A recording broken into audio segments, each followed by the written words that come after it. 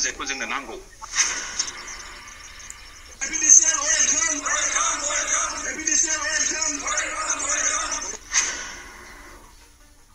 गासै फुटबल बासिया जे पावार प्रजेक्टआ जानांगौ पावार प्रजेक्टआ हरदों नालाय जों बेखौ लानांगौ आरो जों बेखौ जुदि हरनायखौ लानो रोङाबा बहाय बिना मोनगोन सारा फुटबल जरानि गावबुराफ्रा बाय जुथुमनानै डिसिसन लादों जे थार्मेल पावार प्रजेक्टआ जानांगौ बेनि जानायनि गेजेरजों बेसेबां लाब दिनै बङाइगावआव नाय बिआरपिएल दं दिनै सालाखाथियाव दं एनटिपिसि बेजों माबा खहा जादों नामा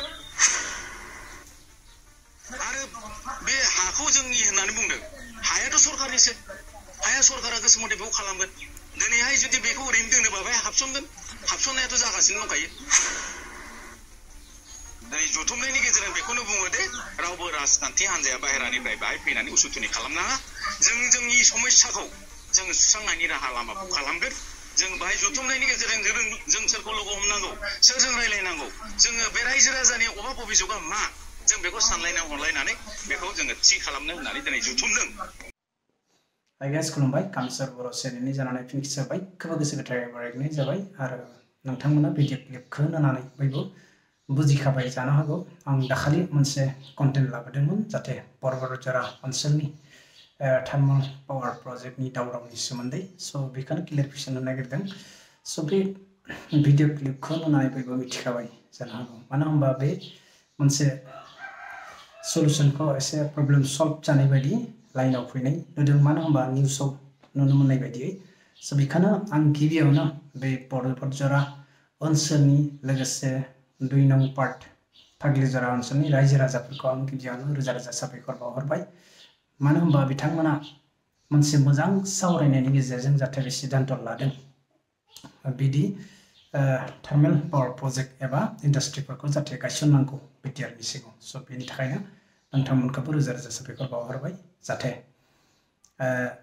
जुदि माखासे खामानि डेभेलप जानो थाखाय जोंनाव इन्डास्ट्रिबो नांगौ जायो आरो माखासे जोंनाव एडुकेशन लेभेलाव थांनो थाखाय माखासे इनस्टिट्यूट नांगौ जायो स' बेखायनो जोंनो आरो इनस्टिट्यूटनि गोबां गोनांथि दं हमना ला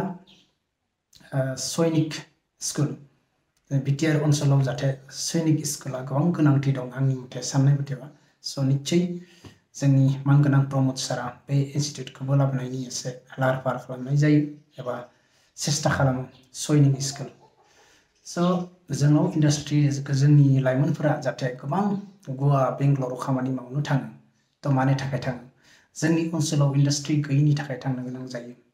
मानो होनबा इन्डास्ट्रि फैबासो जोंनि खामानि मावनानैसो रांखान्थिया डेभेलप जागोन जुदि जोंनि ओनसोलाव इन्डास्ट्रियानो थायाबा माबायदि रांखान्थि बिथिङाव जौगागोन स' बेनि थाखायनो जायफोरा बाहेरायाव थायो लाइमोनफोरा बिसोर मिथिखायो माबायदि मालायनि आन्दाराव जाहाथे टर्चार खालामनांगौ जायो गोबां टर्चारबो जायो मालाय हारिजों स' बेखायनो आं खावलायो जाहाथे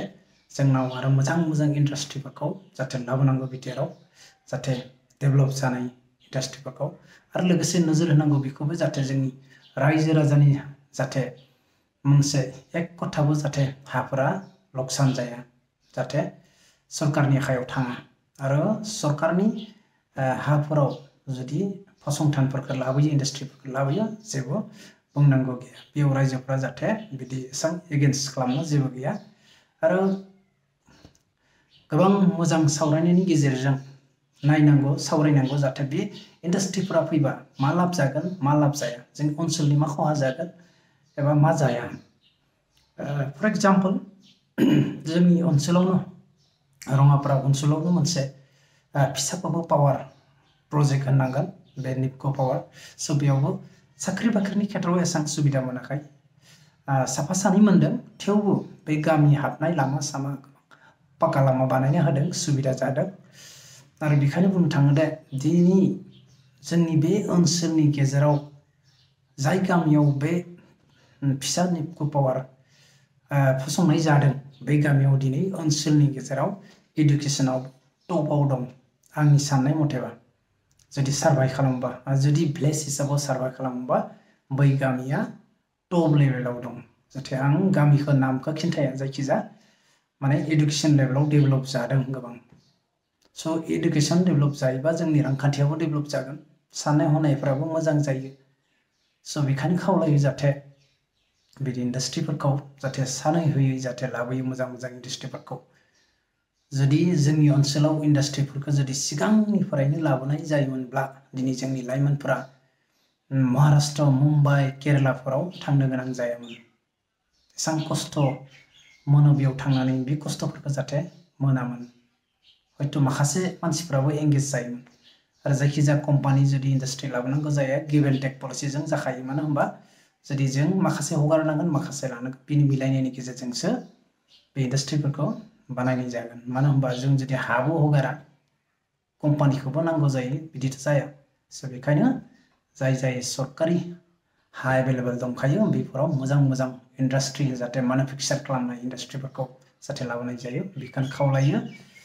आरो जों गावजों गाव एसां दावराव दावस्रि जानो नाङा बे सानैसोनि गेजेराव गोबां दुखु मोनबाय मानो होनबा गोबां दावराव दावस्रि जाबाय पेट्रल गावनि मोदोमाव लुना लाबाय जे बिदि जानो नाङा आरो जाय मानसिफ्रा माखासे राजनैतिक दलफोरा थांनानै बेयाव जाहाथे बुरखायहैबाय बिदि खालामदों बिदि खालामनो नाङा मोजांसो बुजायनांगौ मा सिस्टेमाव थांबा मोजां जायो जाहाथे बिनि बे थाव लुनानै लानाय बिनि अनगायैबो गोबां सलुसन दं बेखौ जाहाथे सावरायनायनि गेजेर लांनांगौमोन जाहाथे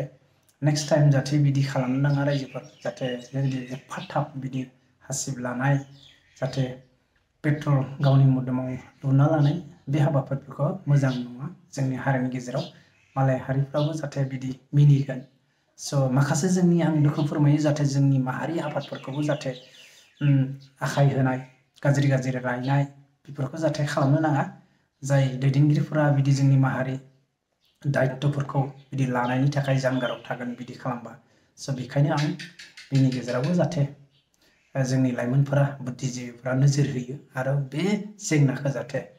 नोंथांमोना जाबायदि सावरायदों मोजां जादों आं रोजा रोजा साबायखर बावहरबाय गासैखौबो आरो लोगोसे जाहाथे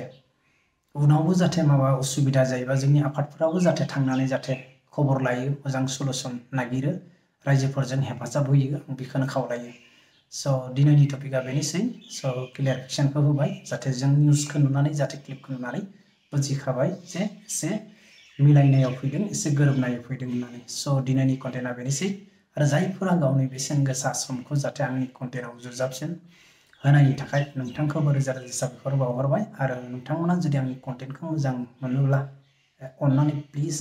साबस्क्राइब खालामना लादो आरो खनायाव बेल आइकन दं बेखौबो थुनानै अल खालामना ला स' जायफ्रा फेसबुकआव नायो फेसबुकखौबो फल' खालामना ला स' दिनैनि टपिकआ बेनोसै स' बाय बाय सि इउ नेक्स्ट